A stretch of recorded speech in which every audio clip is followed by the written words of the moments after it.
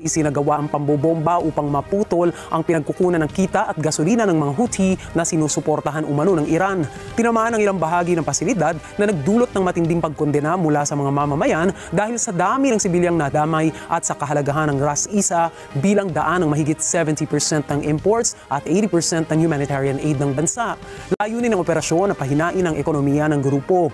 Rumisponde naman ang Civil Defense at Yemeni Red Crescent upang magbigay ng tulong medikal at apulahin ang sunog. Mariing kinundena ng mga opisyal ng Houthi ang pag-atake at ayon naman kay Mohammed Nasser al-Atifi, lalong titibay ang kanilang suporta para sa Gaza sa kabila ng mga krimen ng Amerika. تؤكد القوات المسلحة اليمنية أن العدوان الأمريكي لن يزيد اليمنيين إلا ثباتا وصمودا. Ilang oras matapos ang pambobomba, iniulat ng US State Department na nakumpirma nila ang pakikilahok ng isang Chinese firm ukol sa pag-pinpoint ng US features sa Middle East. US matagumpay na tinapos ang isang senior terrorist sa Syria. Trump suportado sa pagpapapatay sa mga terorista. Isang mataas na opisyal ng Al-Qaeda affiliate na tinatawag na Huras al-Din ang pinatay sa isang precision airstrike ng US military sa Syria. Matindi ang operasyon na ito at mismong si US President Donald Trump pa ang bumati sa tagumpay ng operasyon na ito. Ano nga ba ang dahilan sa likod ng pag-ataking ito? At sino ang nasa likod ng plano? Yan ang ating aalamin.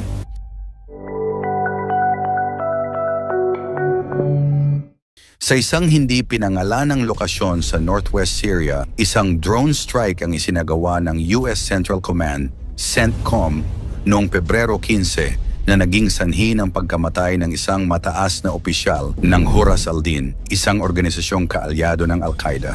Ayon sa pahayag ng CENTCOM, ang target nila ay isang senior finance and logistics official, isang mahalagang tauhan sa pagpapatakbo ng grupong terorista. Hindi pinangalanan ng US ang kanilang target pero tiniyak nilang ito ay isa sa mga utak sa pagpaplano ng mga pag-atake laban sa mga sibilyan at militar ng Estados Unidos at ng kanilang mga kaalyado. Ang operasyong ito ay bahagi ng patuloy na kampanya ng US upang pigilan ang mga terorista na makapag-organisa at makapagsagawa ng mga pag-atake sa buong mundo. At hindi ito ang unang beses na isinagawa ng Amerika ang ganitong atake. Noong Enero 30, isang senior official din ng Huras al-Din na si Mohammed Salah al-Zabir ang napaslang sa isa pang airstrike. Ang Huras al-Din ay isang teroristang grupo sa Syria na sumusuporta sa Al-Qaeda. Itinatag ito noong 2018 at kinilala bilang isang extremist jihadist faction. Layunin nilang ituloy ang global jihad laban sa kanluran at mga kaalyado nito. Tinatayang may 2,000 hanggang 2,500 miyembro ang grupo. Ngunit sa likod ng matagumpay na operasyon ng US, may mas malaking tanong. Ano ang tunay na motibo ng US sa pag-atake? At paano ito makakaapekto sa hinaharap ng Middle East? Matapos ang matagumpay na operasyon, agad na nagpahayag ng pagbati si US President Donald Trump. Sa kanyang post sa Truth Social, ipinahayag niya ang kanyang pagsuporta at paghanga sa mga puwersang militar ng Estados Unidos. Congratulations to CENTCOM Commander General Michael Kurilla and the U.S. warfighters who dealt justice to another jihadi threatening America and our allies and partners, ani Trump. Malinaw ang mensahe ni Trump, hindi titigil ang U.S. sa pagtugis sa mga itinuturing nilang banta sa seguridad ng kanilang bansa at mga kaalyado nito. Pero bakit ganito na lang ang pagpupursigi ng U.S. na tapusin ang mga pinuno ng Huras al-Din? Bakit ginawa ng U.S. ang airstrike? Malinaw ang layunin ng US na pigilan ang anumang banta sa kanilang seguridad. Ayon sa pahayag ng CENTCOM, ang airstrike ay bahagi ng kanilang patuloy na kampanya laban sa terorismo. Pero hindi lang ito simpleng atake, ito ay bahagi ng isang mas malawakang estratehiya ng US sa Middle East. Sa loob ng maraming taon, patuloy nilang tinutugis ang mga grupong may koneksyon sa Al-Qaeda at ISIS. Isa sa mga pangunahing dahilan ay ang takot ng Amerika na bumangon muli ang mga teroristang grupo na maaaring magdulot ng panibagong serye ng mga pag-atake. Hindi lang sa Middle East kundi pati sa ibang bahagi ng mundo. Matatandaan ang matinding sakuna noong 2001 ang ika-9 ng ika-11 kung saan mga terorista ang responsable sa pag-atake sa Twin Towers ng World Trade Center sa New York at sa Pentagon.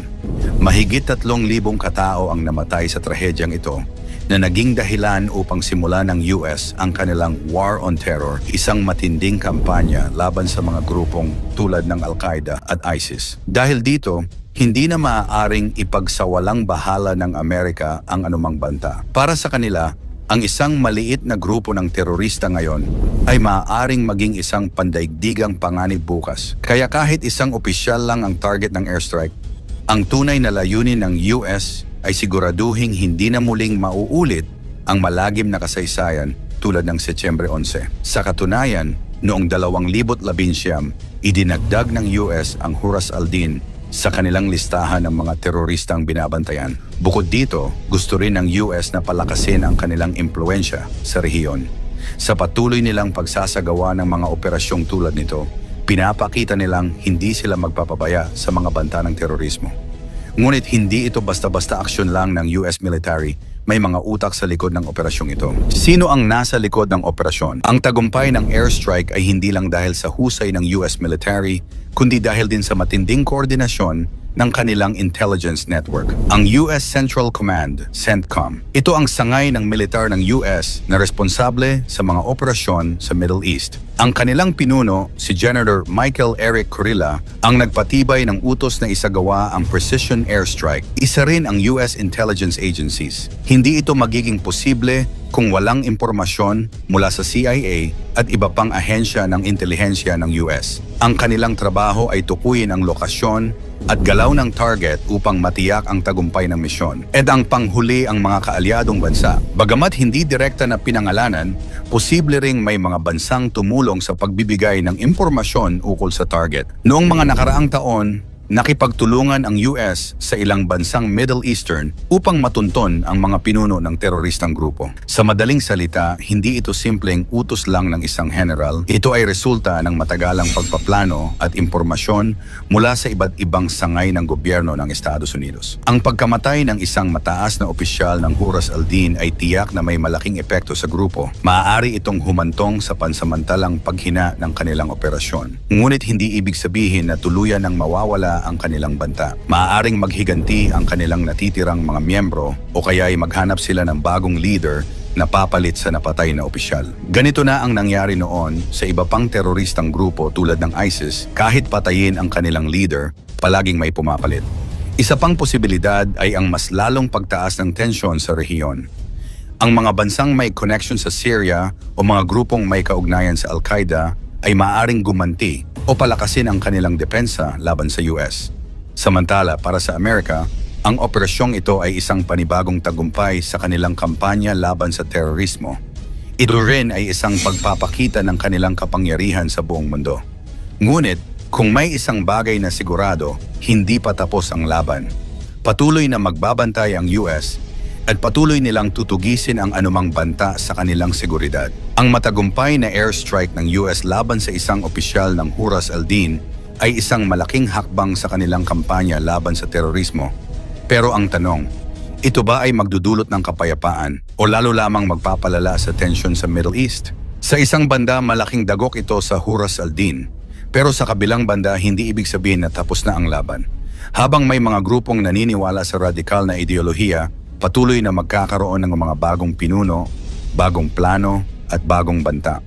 Ang sigurado lamang ay hindi titigil ang US sa pagtugis sa mga itinuturing nilang kalaban.